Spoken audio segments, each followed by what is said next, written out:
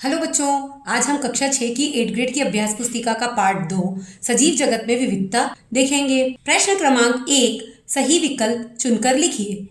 एक विद्यार्थी ने मिट्टी से एक नवोद्भिद पौधा खोदकर निकाला और परीक्षण किया कि उसके साथ पौधे का एक भाग भी बाहर निकल आया है।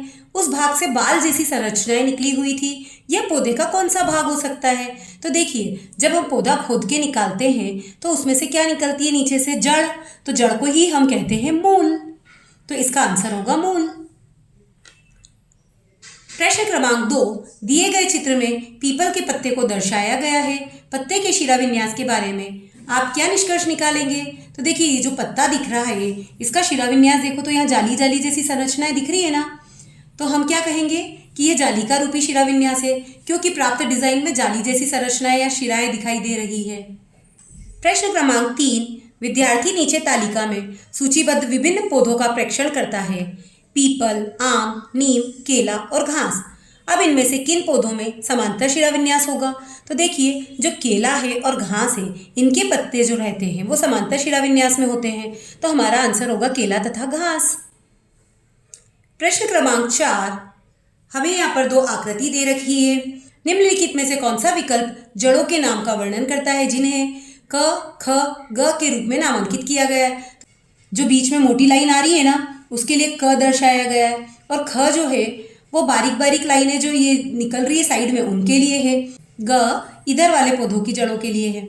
तो देखिए, ये जो बीच की मोटी लाइन होती है जो जड़, उसे कहते हैं हम मुसला जड़, और साइड में जो बारीक बारीक छोटी छोटी निकलती है उन्हें हम कहते हैं पार्श्व जड़। और जो समांतर शिराविन्यास वाले पौधों में होती है बहुत सारी बारीक बारीक, उन्हें हम कहते हैं रेशेदार जड़। तो इसका सही उत्तर होगा क में मुसला जड़, ख में पार्श्व जड़ और ग में रेशेदार जड़। ठंडे प्रदेशों में रहने वाले जीवों की सुरक्षा के लिए क्या अनुकूलता नहीं पाई जाती है?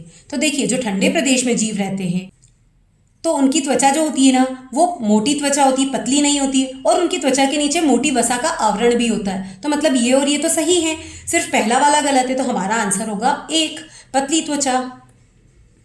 अनुराधा अपने विद्यालय के बगीचे में देखती है कि कुछ पौधों की लता कोमल है और उन्हें चढ़ने और आगे बढ़ने के लिए सहारे की आवश्यकता है। वह लता है।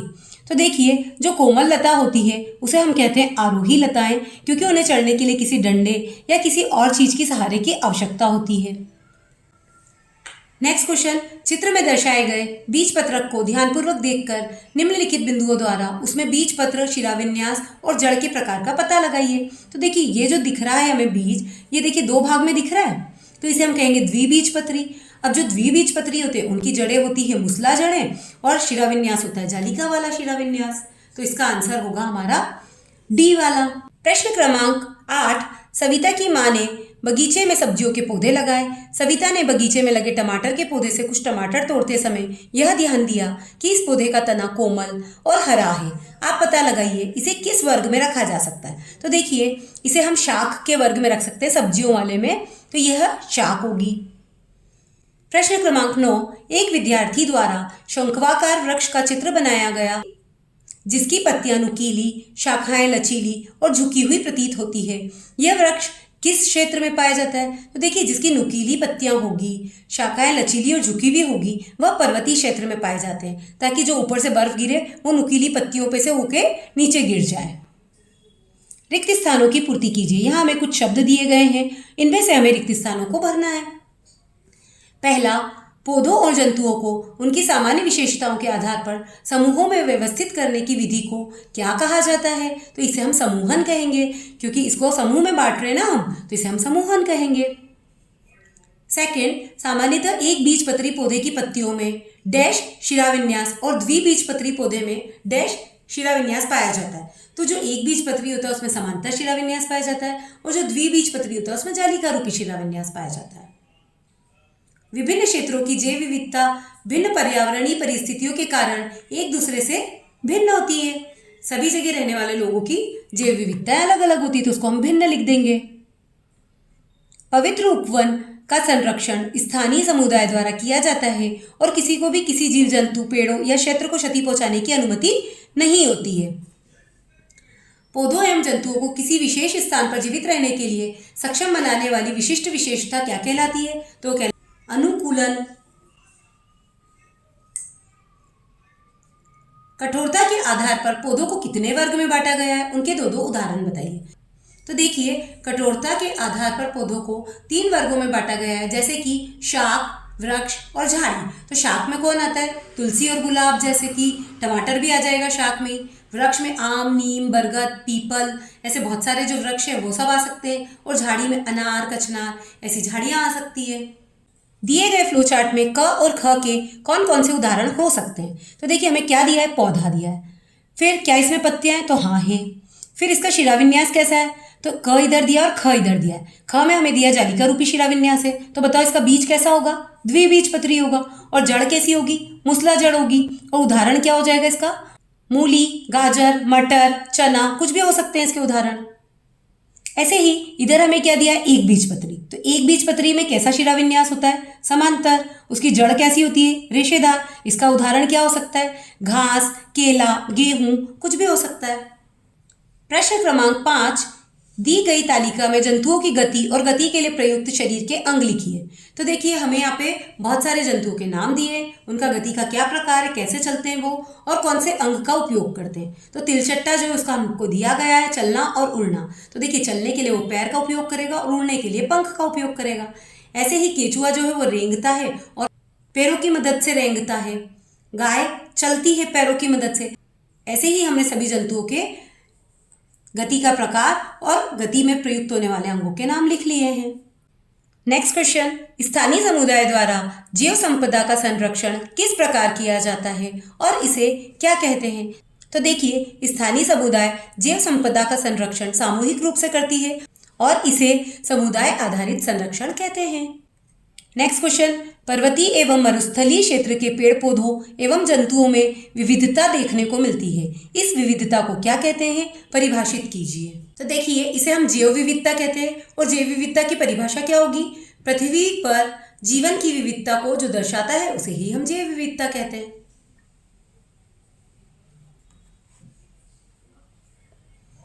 प्रश्न क्रमांक 8, एक जालिका रूपी शिराविन्यास और एक समांतर शिराविन्यास दर्शाते हुए एक एक पत्ती का चित्र बनाइए।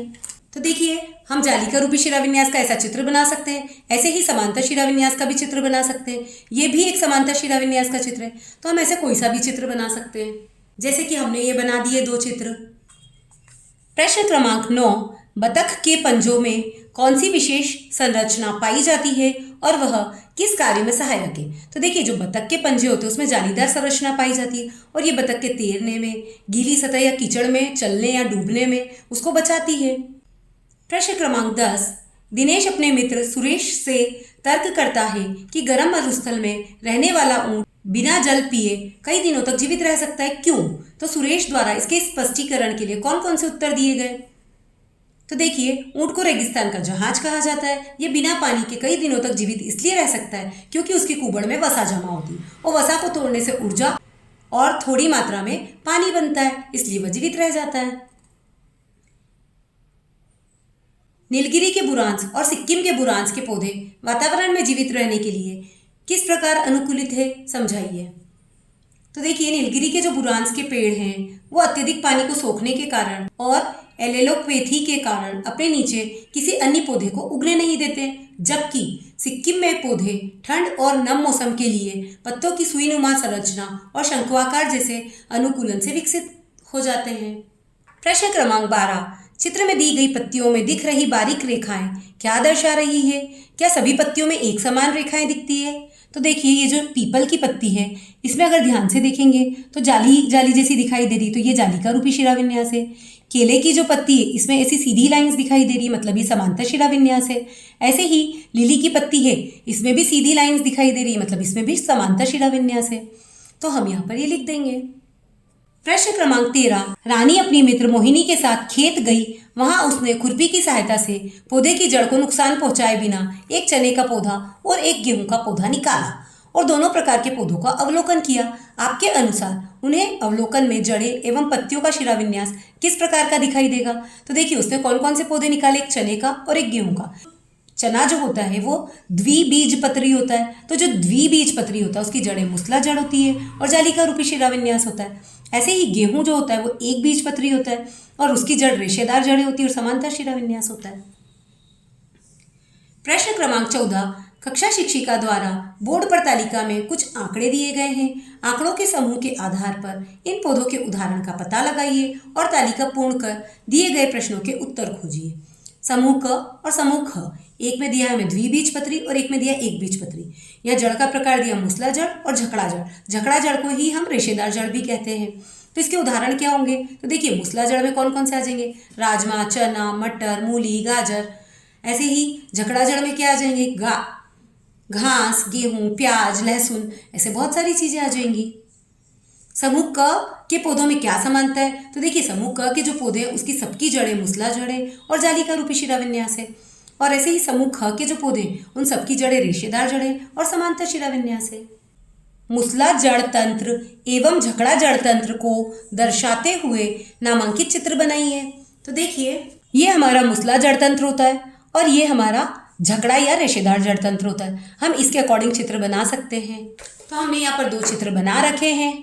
एक ये है मूसला जड़ तंत्र का और ये है रेशेदार जड़ तंत्र का। प्रश्न क्रमांक 16, क्या सभी बीज एक जैसे होते हैं? क्या किसी पौधे के बीज, जड़ों के प्रकार, पत्ती के शिराविन्यास में परस्पर संबंध होता है? उदाहरण द्वारा समझाइए। तो नहीं, बीज हमारे दो प्रकार के होते हैं। एक होता है एक बीजपत्री और दूसरा होता है द्विबीजपत्री। जो एक बीजपत्री होते हैं उनमें क्या समानता होती है? उनकी जड़ें रेशेदार होती है और उनमें समांतर शिराविन्यास पाया जाता है। ऐसे ही जो द्विबीजपत्री है उनमें मूसला जड़ें होती है और जालिका रूपी शिराविन्यास पाया जाता है। प्रश्न क्रमांक 17, शिक्षक ने स्कूल के कार्यक्रम के दौरान एक छात्र को सेम एवं दूसरे छात्र को तरबूज बनाया। अब सेम तरबूज से पूछती है कि तुम्हें विसर्पी लता समूह में क्यों रखा गया है और मुझे आरोही लता समूह में क्यों रखा गया है? तो देखिए, तरबूज के तने सीधे खड़े नहीं हो सकते क्योंकि तरबूज आकार में बहुत बड़ा होता है, इसलिए वो जमीन पर फैले रहते हैं, इसलिए उसे विसर्पी लता कहते हैं। और सेम के पौधे किसी के सहारे से ऊपर चढ़ते हैं, इसलिए उन्हें आरोही लता कहते हैं। प्रश्न क्रमांक 18, राजस्थान का रहने वाला मानस अपने माँ पिताजी के साथ लद्दाख घूमने गया। उसने वहां पर 2 कुबड़ वाला ऊंट देखा। उसने अपने पिताजी से पूछा कि अपने यहाँ के ऊंट में तो एक ही कुबड़ होती है, लद्दाख के ऊंट में 2 कुबड़ क्यों पाई जाती है? तो देखिए, लद्दाख के ऊंट में 2 कुबड़ वसा जमा करने के लिए होती है, जो उन्हें रेगिस्तान की कठोर परिस्थिति में जीवित रहने और ऊर्जा प्रदान करने में मदद करते हैं। प्रश्न क्रमांक 19, मटर और गेहूं के बीज को 2-3 दिन के लिए पानी में भिगोइए। बीजों का आवरण हटाकर बीजों की संरचना को देखें और मटर और गेहूं के बीजों की संरचना का अवलोकन करें। क्या वे समान है अथवा भिन्न है? विस्तार पूर्वक समझाइए, चित्र बनाकर समझाइए। तो देखिए, मटर के बीज का आवरण हटाने पर वह अंदर से 2 भागों में विभक्त होते हैं, इसलिए उन्हें द्विबीजपत्री कहते हैं और उनका चित्र ये होगा। और ऐसे ही गेहूं के बीज में एक पतला बीजपत्र होता है, इसलिए इसे एक बीजपत्री कहते हैं, तो ये गेहूं का चित्र होगा। तो ये हमारे मटर के बीज का चित्र होगा और ये हमारे गेहूं के बीज का चित्र होगा। प्रश्न क्रमांक 20, एक क्षेत्र की जैव विविधता अन्य क्षेत्रों की जैव विविधता से अलग क्यों होती है? मरुस्थली एवं पर्वतीय क्षेत्र में पाए जाने वाले पादपों को आधार बनाकर समझाइए।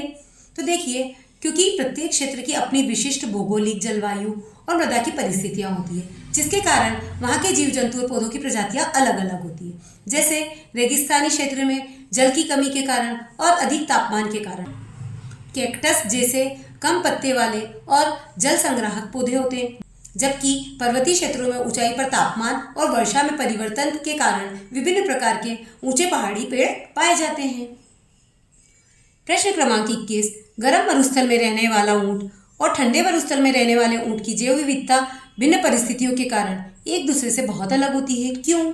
तो देखिए, गर्म रेगिस्तान में एक कुबड़ वाला ऊंट पाया जाता है जिसका शरीर हल्का होता है, फर छोटा होता है और वह गर्मी सहन कर सकता है। लेकिन ठंडे मरुस्थल में जो रहता है ऊंट, उसकी 2 कुबड़ होती है, उनका शरीर मोटा ऊनी कोट का होता है और वह उसे ठंड से बचाता है।